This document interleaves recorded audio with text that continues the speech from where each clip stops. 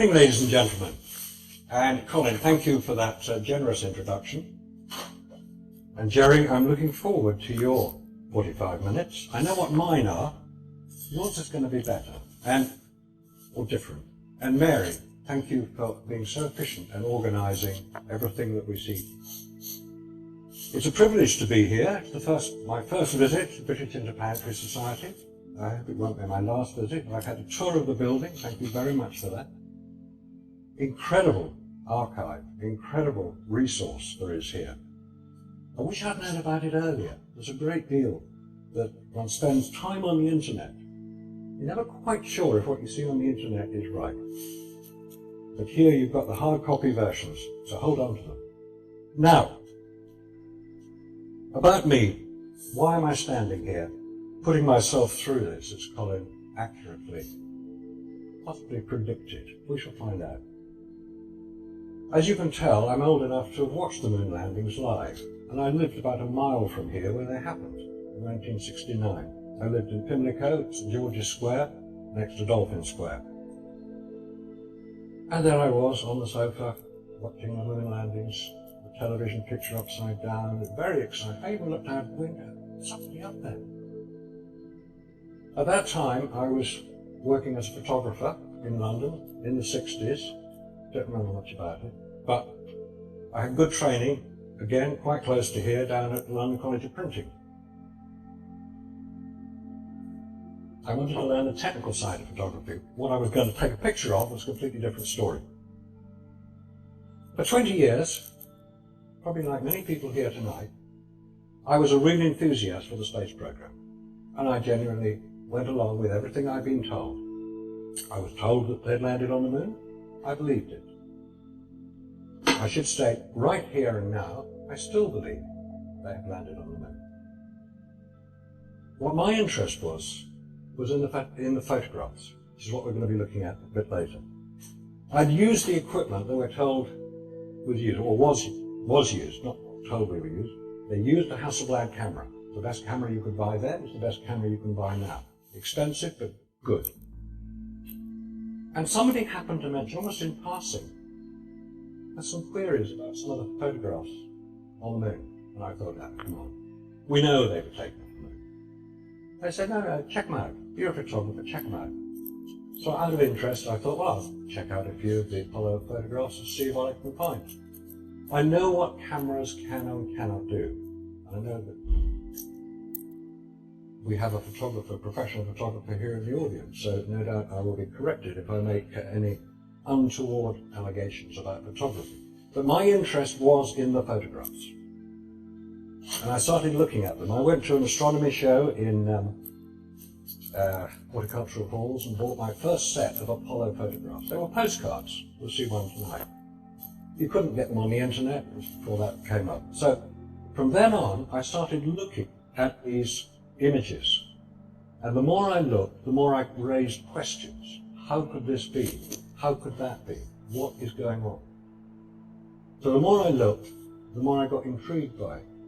You may be aware, or not, depending on the interest you take in a particular area of the subject. Space is a huge subject. You may be aware there are quite a lot of people who have raised questions. Now I'm raising questions specifically about the photographs. It's the photographic record I want to look at. So, let's start looking at a few of the pictures. Now, we're going to be talking about the Apollo moon landing specifically. Nothing to do with Mercury, nothing to do with Gemini, nothing to do with the space station, nothing to do with the space shuttle. It's Apollo. And it's the lunar photographs. Possible anomalies, inconsistencies, and unexplained details. And that's me. Now, I got hold of a copy of National Geographic, which December 1969, and it contained this advertisement by Hasselblad. As you would expect, Hasselblad should be very proud of their achievement. This picture on the right here is the camera you can go into a shop today and buy. The camera that Neil Armstrong is wearing on his spacesuit is the black Hasselblad. which Hasselblad were asked to modify for the space program. Picture on the top right here is the lunar Hasselblad. And you'll notice the difference in colour. This is silver or aluminium to reflect as much of the heat as possible, and this one is black. The only cameras that were used on the lunar surface were these ones, the silver ones, which contained the 25 crosshairs. We'll see a picture of that in just a minute. And here is Alan Shepard wearing the silver Hasselblad camera. He's practicing. And you'll notice how it is mounted on his chest plate here. This is the pistol grip that he would then use to fire the trigger, to fire the shutter, which is here. The shutter on a Hasselblad is always on the front of the camera. Now I'm going to concentrate a little bit on this camera because it is important to understand its limitations, especially the limitations when it is used under the conditions that we are informed it was used in on the lunar surface. It is mounted in our Hasselblad camera. Is not designed to be carried around. It was designed by Hasselblad, Swedish effort, to use for aerial photography. It was taken up by a lot of professionals around the world for studio photography, or it was mounted on a tripod. Hence, it's much easier to mount it like that, not carrying it around. You'd use a 35mm camera to do that. I mentioned the crosshairs. I call them crosshairs, the technical term is reticules. The crosshairs sound better and it's obvious what it is.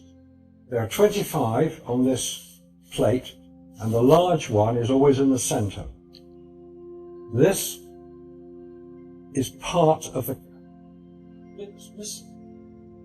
magazine. The magazine can be taken off a Hasselblad camera and the film can be changed. The big magazines, just to go back very briefly, there are two sizes of magazines. One is the large one, which is used here. It contains anything up to 200 photographs. Or the smaller one, which contains 12. They weren't used on Apollo. It is always said that there was special film used on Apollo. It was special in one aspect only. It was Kodak Ektachrome film, which is a very good transparency material, and it had a thin base, so you could put 200 onto the roll. It's 70mm film. In my day I call it 2 1/4. It's 70mm film, the same film that is used in the IMAX cameras to film the IMAX images. And it is advanced, we'll come to in a minute. That's the plate. We'll see a lot of those crosshairs. And during the filming of the television program, the production company had the lunar Hasselblad replica from Hasselblad UK, and I was able to take the opportunity to photograph it, because this also shows quite clearly how it was operated. The lower left picture here shows the shutter below the lens. This is the lens. It's the 60mm Biogon lens, so slightly wide angle lens. The normal lens on a Hasselblad would be 80mm. This was newly designed by Hasselblad, 60mm wide angle. At the bottom of the camera is the motor drive. This is what automatically moves the film forward, one exposure at a time. It's the only automatic part of the camera. These levers here would be required to be moved to set the shutter speed, the aperture, and the focus. Those are the 3 manual operations required on this camera. But there is a major problem with that. It has no viewfinder. So it has to be done visually. How do you know you've taken a photograph? Normally you take a photograph, clicks. That's the mirror going up.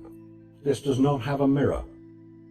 So there is no sound, because in space you can't hear it anyway.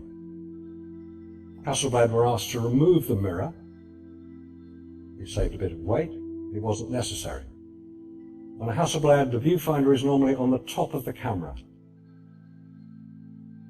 This here is the electric motor drive. It's driven by 2 batteries, shouldn't buy 3 batteries, D-type batteries. You can go in the shop and buy them. These were made by Varta in Germany.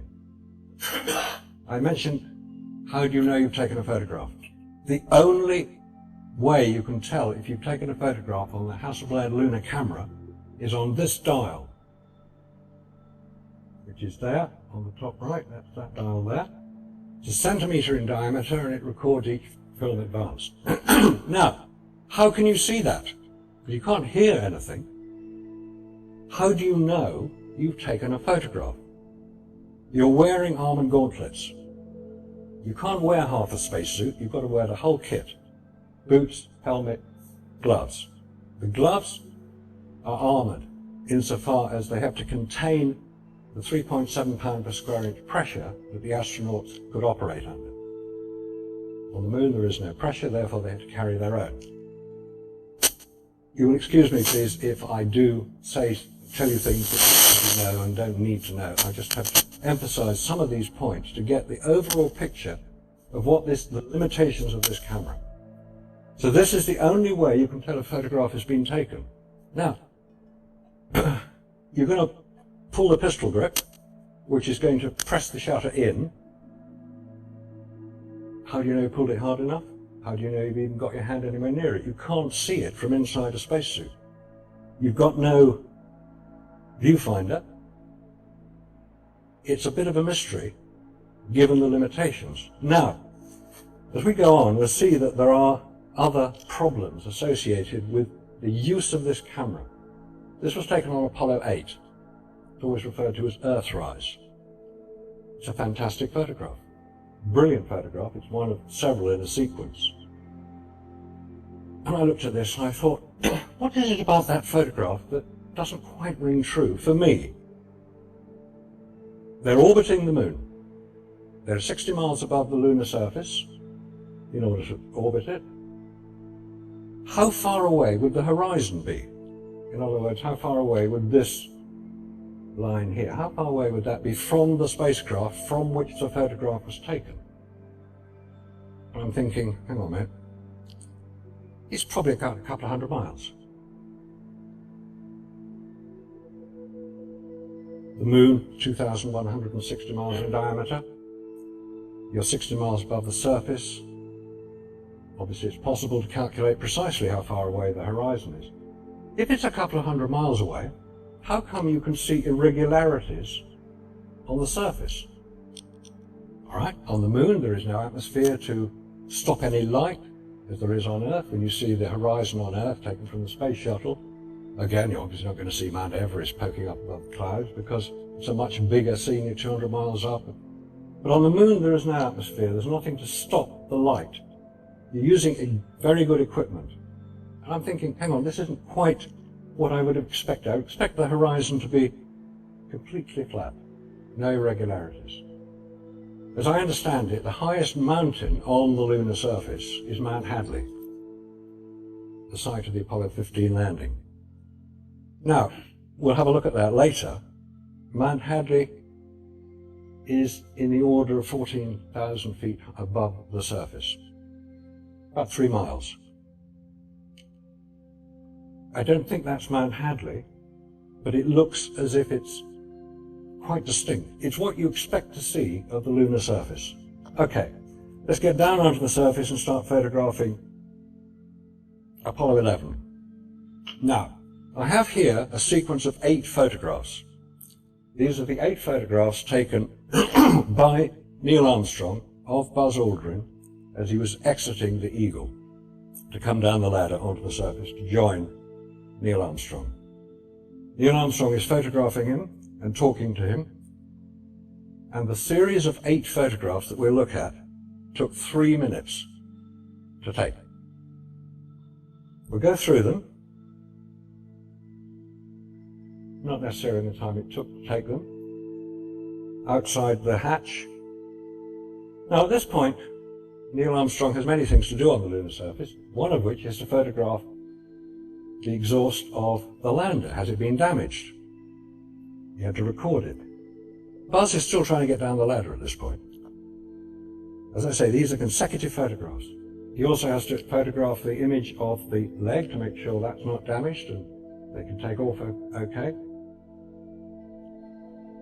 He had to alter the focus, he had to alter the exposure and possibly the aperture in those previous two photographs, on that one of the lander and this one of the leg. He was doing it. This is beautifully composed. I'd be proud to have taken a photograph like that. The exposure is brilliant. This is directly illuminated lunar surface. And then when he goes back to photograph Buzz Aldrin continuing down the ladder, he has to adjust the focus, he has to adjust the aperture, and he has to adjust the shutter speed, because he's now in shadow, not directly illuminated surface material. Now, as a professional photographer, I would say, okay, yeah, that's not a problem to do, but let's bracket it to make sure we get the exposure right. Bracketing is purely taking what you think is the right exposure, one stop below, one stop above. I haven't got a viewfinder, so am I going to be able to get the subject in the frame? I'll take several to make sure I do. He's coming down the ladder. Again, that's the center crosshair. It's lined up brilliantly, having moved from the previous one. He's moving it again, center crosshair, right where you'd expect it. You can see the directly illuminated surface of the moon here. It is slightly overexposed, not excessively so. And one of the abilities of Kodak Ektachrome material is to record detail very close, very accurately. But it has a very low tolerance of exposure latitude. And you've got to get the exposure right, or you overexpose it or you underexpose it. And because it's transparency material, it cannot be adjusted in the processing. Print material, on the other hand, can be adjusted, but not, as this is, transparency material. Now, these are the 8 photographs in sequence with their reference numbers. Buzz coming out of the hatch, on the porch, photograph, different photograph, back here, in focus, exposed correctly, and down at the bottom of the ladder. Okay, let's go back to that very first photograph, that first sequence there, and just look in detail at something on it. The hatch window, or the lander window. With some processing, I extend the exposure, reduce the shadow, increase the contrast. It appears to reflect a flag. I don't know if it is a flag, but it appears to be a flag, reflected in the triangular window. This is Armstrong's window. But no flag was on the lunar surface at the point this photograph was taken. As Aldrin came down, they put the flag up together. And anyway, the flag was erected the other side lander. It's a mystery. I don't know the answer. Moving on to the first step on the ladder, you notice his foot is not touching the ladder, which to me as a photographer would indicate that his body must be in motion relative to the camera. He's jumped off the porch here, possibly jumped off, I don't know. He's certainly not supporting himself on his left foot. And he's aiming for this top rung here. He hasn't reached it yet. So it would appear that the body should be in motion, in which case it would show some form of blurring of this image relative to the rest of the image, because that's all still, it's on the ground, it's not moving, but Buzz Aldrin is moving at this point. That is my contention. And because we don't see any movement, in the fact that he's being photographed in shadow would indicate a slow shutter speed. Even the moon has got very bright sunlight, and even if it is a 60th, 125th, because of the depth of field, indicating how much it's in focus, it would indicate a relatively slow shutter speed. I would contend that this couldn't happen in the way it's shown. There is a highlight of light on his heel, which I'm informed by many people, that highlight of light is the lunar surface material reflecting sunlight. Yes, it does reflect sunlight, of course it does. The lunar surface reflects about 7% of the light hitting it. That's why you can see the moon at night. Obviously you go up there, it's reflecting sunlight. But the moon is much darker than the sun, obviously. So only 7% of light. This is like tarmac, basically. That's how much light is being reflected from the lunar surface. The albedo of the lunar surface is about 7%. If it is reflected off the lunar surface, it wouldn't produce a highlight of light. It would produce an overall. This is a big reflector. You use big reflectors in photographic studios and film studios. And it doesn't produce a highlight of light, even on a curved surface. My contention is that there was additional lighting used to take these series of photographs, but none was carried on Apollo, so it couldn't be additional lighting. To me, it's still a mystery as to how that photograph could have been taken under the conditions we're told it was. Now, the final photograph in that series again shows a highlight, but it also shows detail in the boots. He's standing in the pad, which has a 3-inch or so raised rim. He's in shadow. Where did the light come from that is illuminating him? It was reflected off the lunar surface, which it appears to be. How come enough light is being reflected off the lunar surface to be able to produce that? To me, that's a mystery. As a photographic explanation, I'm left with some information missing. Man on the Moon, footprint. This was taken by Buzz Aldrin. And I only have basically one thing to say. How did he get it in focus so well?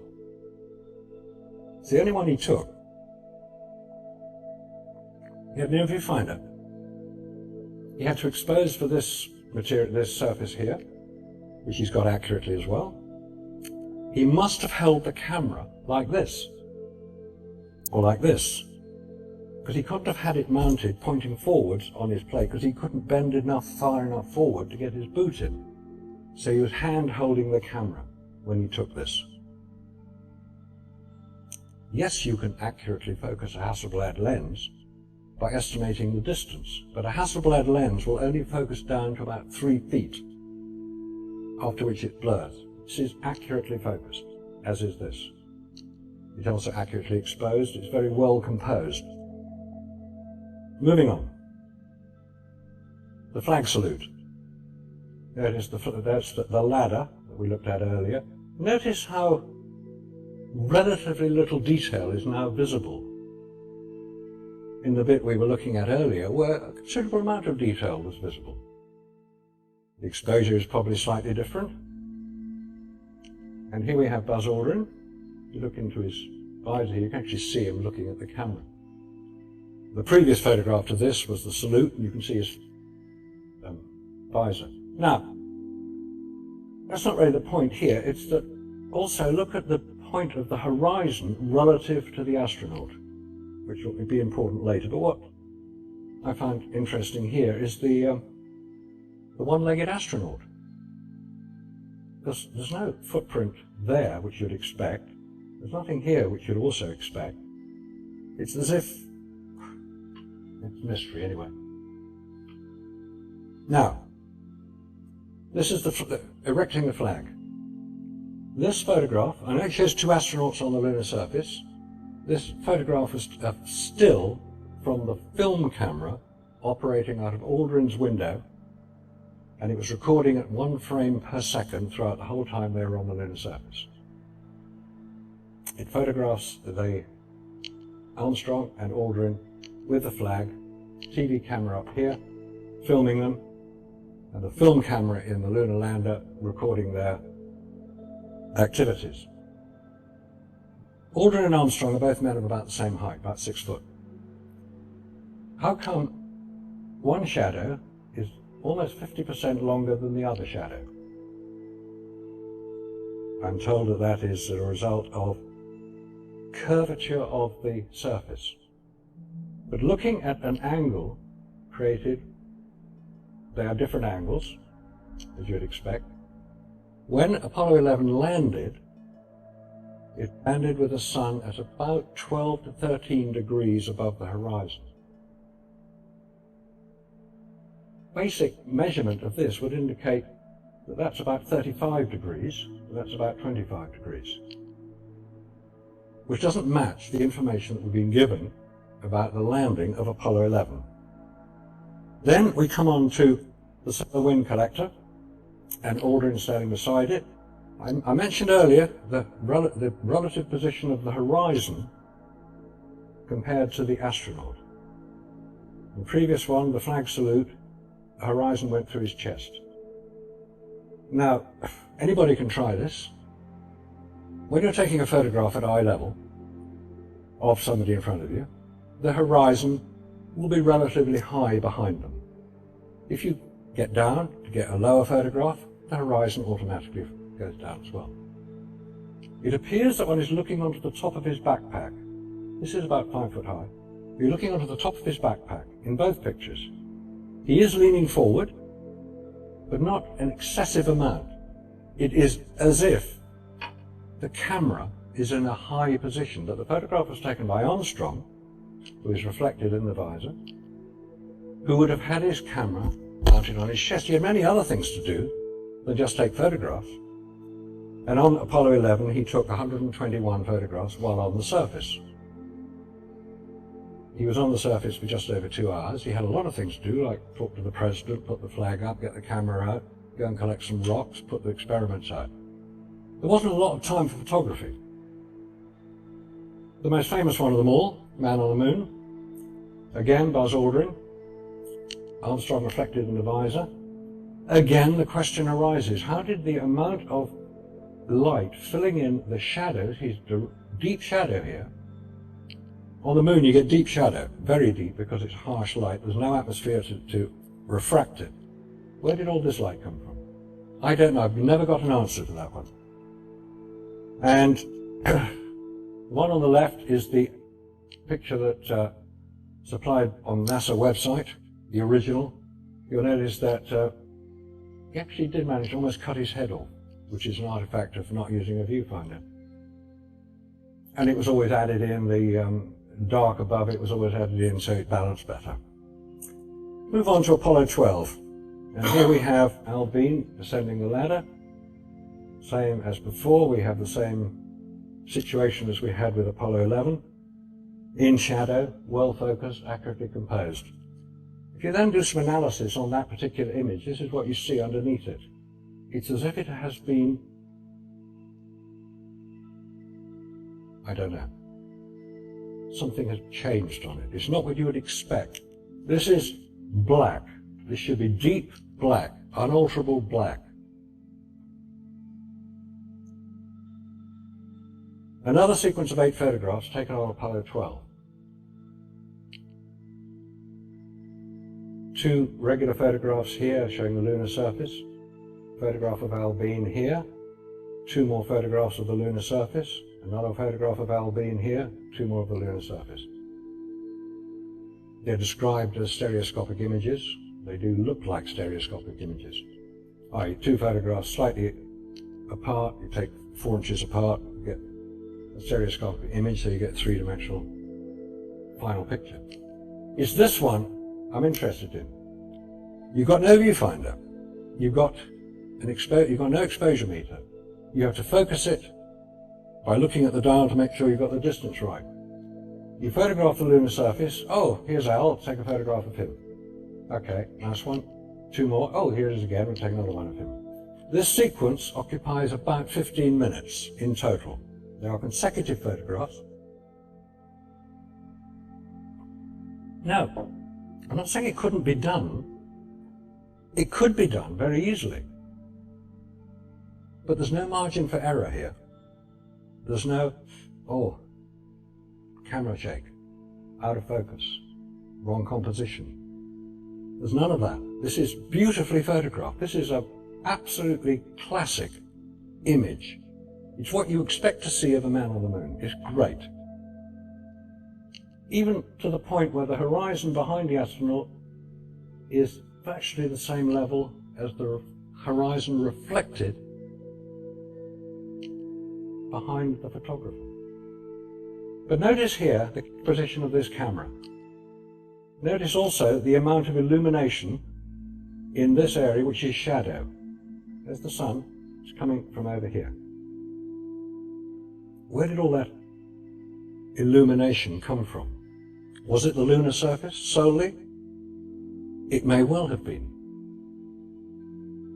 I have my doubts that enough illumination, given, this is black and white, so it has a greater exposure latitude. This is the image, there's the camera that took the photograph, and you can see it's pointed directly at the astronaut, as you would expect. If we then go on to, correct, going too fast, the second one, here, is the second of those photographs. Again, LB, notice the position of the horizon is now completely different. The camera is still pointing down, and if you look in detail at the visor, yep, the lens is pointing straight at the subject. But I've yet to get an answer on what these are. I don't know what they are. I have no idea what they are. They could be internal reflections off the visors. The sun is coming in at a very acute angle, but it doesn't appear in any other photograph. I don't know what they are. But if we then look at an increased exposure on here, these lines here highlight the crosshairs. Crosshair there, go up to crosshair there, and that line extends. These two red circles here enclose something which, in my mind, shouldn't be there. Additional crosshairs, assuming that the photograph is an original. I don't know what those would do. I don't know why they're there. They shouldn't be there. Okay. The Surveyor 3,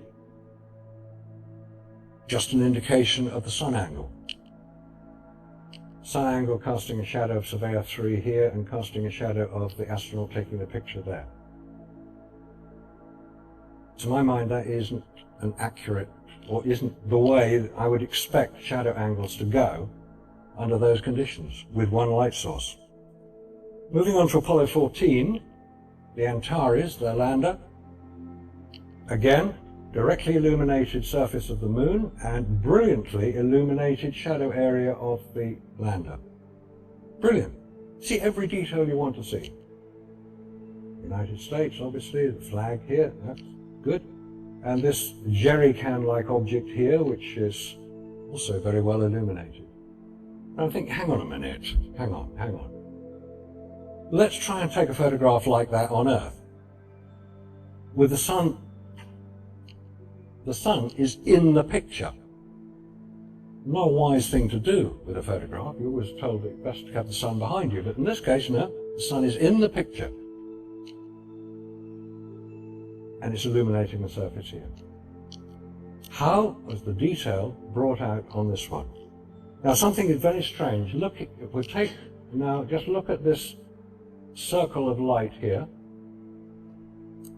and obviously there are crosshairs in it. They've been distorted. They're duplicated. How is that? How's that happened? Is it a result? The crosshairs are almost in contact with the film itself. That's why they always appear in focus. Why would they suddenly be duplicated? I don't know. And if anybody has an explanation, I would dearly love to hear it. Okay, we move on to Apollo 15. Hadley Rill. This is the landing site, and the arrow points in the general direction that this next photograph was taken in. Okay, just to go back very slightly. This is Mount Hadley, and this is Mount Hadley Delta. I mentioned that earlier. Mount Hadley, we're told, is about 13,000 foot above the lunar surface at this point, according to the US Geological Survey maps that are available quite freely. They show the 100-meter contours. This is at about 5,000 meters, 5,260, and this is approaching 8,000, 8,400 meters. I don't quite know above what point that they're measuring that, but that's how they have calculated it, and I assume that that is correct. This is slightly lower. So what we're saying here is that Mount Hadley Delta, which is what appears in the picture here, is about 5 miles from the camera position and is a mountain in excess of 11,000 feet above the point the photograph was taken. When I found that out, I thought, hang on a minute, now it doesn't look right. An 11,000 foot mountain, we don't have too many in the UK. There are a few in the Alps, but I thought quite a nice illustration of a similar type of photograph. Whether this is appropriate or not, I don't know, but I'm just using it as an illustration, is Mount Everest. Mount Everest, and this is Everest Base Camp. Everest Base Camp is at about 19,000 feet. Mount Everest, as we know, is about 29,000 feet, i.e. 10,000 feet. This peak here is 10,000 feet above this point. It's about 7 miles away from base camp. That's about 2 miles vertically above the point the photograph was taken. And you can see incredible detail, amazing detail here. All right, Everest is way up in the atmosphere, very little atmosphere. And there's detail in all these mountains, and basically it shows detail. You go back to this picture, and there's no detail, none at all. No atmosphere. The Hasselblad lenses, the Zeiss lenses, are brilliant lenses. They will resolve tiny little pebbles, which they do in the foreground. The background disappears into a sort of nothing. There's no detail at all. You can just see St. George's crater here. The only feature, it's quite a big crater. And there is a very distinct defining line between the foreground detail and the background lack of detail, which to me is odd, is unexplained. Back to Everest, yep, lots of detail. What you expect, this is exactly what you expect to see. No problems.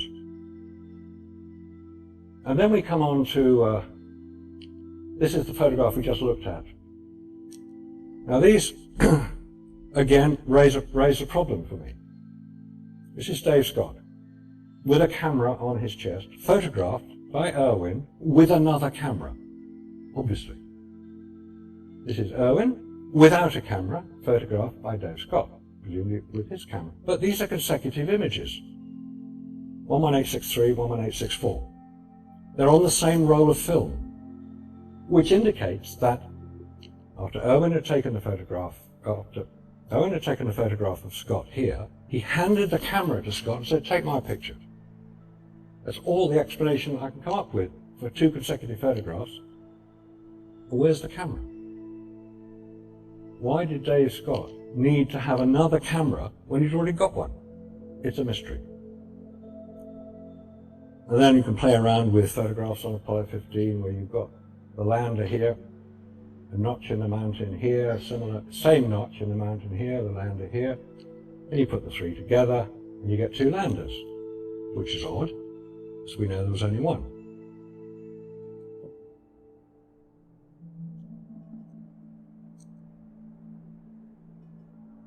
Moving on, this is still Apollo 15. We get 1 crater here, we get 2 craters here. They were 26 photographs apart on the same roll of film. It's possible that they were standing in a position where the second crater here was just not visible. This little crater and a little rock here are the same in each photograph. Maybe it's behind a little mound here. Again, it's a mystery. Moving on to Apollo 16, we only have 1 more mission to go.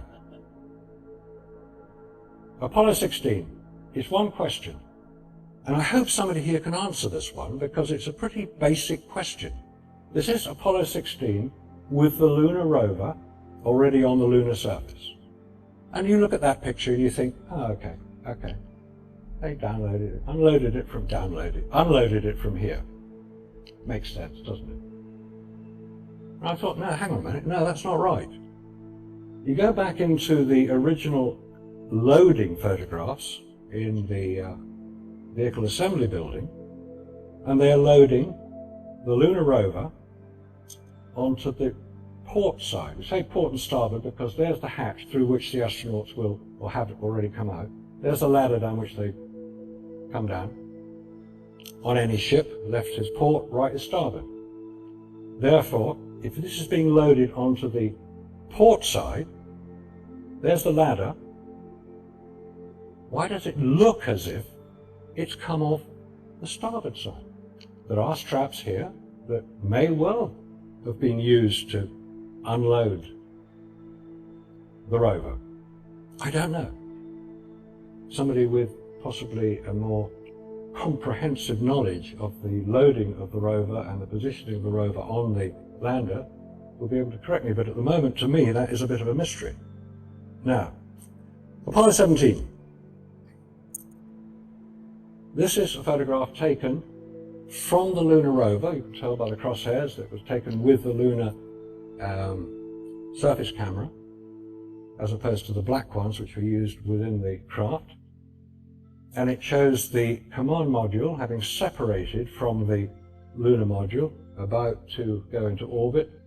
The lunar module from which the photograph was taken is going to orbit and then land, and it will land about there in Taurus Littrow Valley.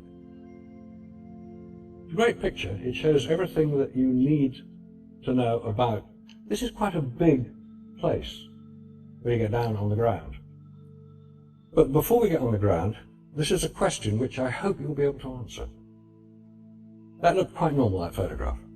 Okay, compare that to a similar photograph taken of the Apollo 11 approach landing. I think it was about here, Apollo 11.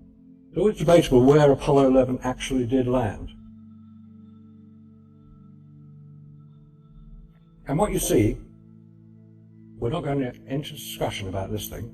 It's one of the thruster rockets on the craft.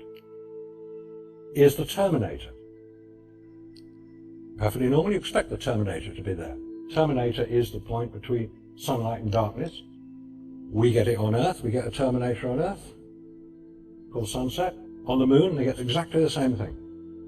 Apollo 11 was landing quite close to the Terminator in order that the shadow length would be quite big, quite long, which would define the subjects that they wanted to show. Where's the Terminator in Apollo 17? These shadows are almost as long. It was landing higher up the moon. It was landing at about 25 degrees north. It was landing higher because Apollo 11 was landing virtually on the equator, about 23 degrees east, but on the equator. But you'll still get a Terminator every 28 days on the moon. It'll go around quite slowly. So, is it my imagination, or is the Terminator just not this? It's a Mare Imbrium. Given that they're probably at about 40-50 miles up, the horizon is several hundred miles away at this point. How come you can see it if these shadow lengths here are indicative of the position of the sun at the point this photograph was taken, and given that the moon curves quite straight, there's no Terminator. Now, if anybody could tell me why there isn't a Terminator in that picture, I would love to know it. I think there's a gentleman here who's going to be telling me. Thank you. 5 minutes? 1 minute. Oh, my clock's wrong. Okay, quick one here. A bit of analysis on this image here of Apollo 17, which doesn't show what you'd expect it to show. Just, again, a bit of analysis on the Apollo 17 split rock, or Tracy's rock, depending on what you want to call it, which shows what not we think it should. Don't worry about the blue, that's an artifact of the analysis, but it seems to show something that shouldn't be there. Back into that rock, and where is the lander? There is the lander. It's in that picture. That's taken with a 500mm lens, enlarging it will produce that, and again will produce that. It is the lander.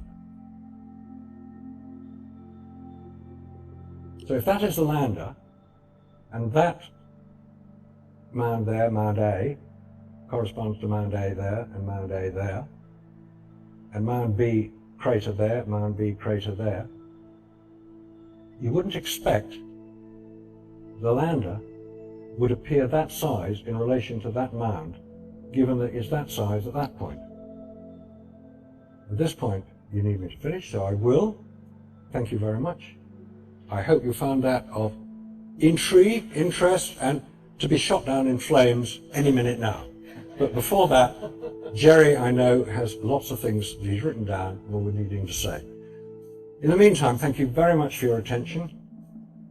It's been an honour to be able to present to you. Thank you.